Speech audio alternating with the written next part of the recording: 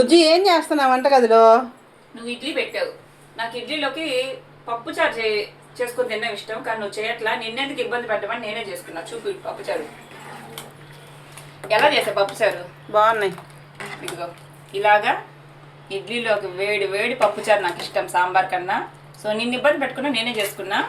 Taste మాత్రం super ఉన్నాయి కానీ మా అమ్మ పప్పుచారు అయ్యేలో కారం తినేసింది, కారం వేసుకొని. నాకు కూడా వేడి వేడి ఇడ్లీ కారం అంటే ఇష్టం, అందుకని వెల్లుల్లి కారంతో ఇడ్లీ తిన్నా నేను. మీరందరూ అంటారు కదా అమ్మకి హెల్ప్ చేయొచ్చు కదా అని. చూసారా పప్పుచారు చాలా టేస్టీగా ఉన్నాయి. చేసి పెట్టా, మరి తినపడి ఇంకా వాళ్ళ ఇష్టం. తింటాను మధ్యాహ్నం అన్నంలోకి. ఇన్ని కూరలు ఎందుకు? సూపర్ గా ఉన్నాయి పప్పుచారు. అంటే సాంబార్ ఇడ్లీ ఇష్టం అందరికి, కానీ నాకు పప్పుచారు ఇడ్లీ ఇష్టం. మా అమ్మ ఎప్పుడు ఇంట్లో ఇడ్లీకి వేసిన పప్పుచారుతో తినాలని ఇష్టము. ఇంకోటి ఎండి మిరపకాయలు వేసి చట్నీతో తినాలని ఇష్టము. ఇంక ఇవి రెండే కారం నెయ్యి. ఇంకేంత మించి నాకు ఇంకో ఆప్షన్ లేదన్నమాట. ఈ పప్పుచారు అనే కనం అనుకుంటే సరిపోద్ది. సూపర్ ఉంది. మా అమ్మకి పందకి ఇచ్చాక ఈ పూట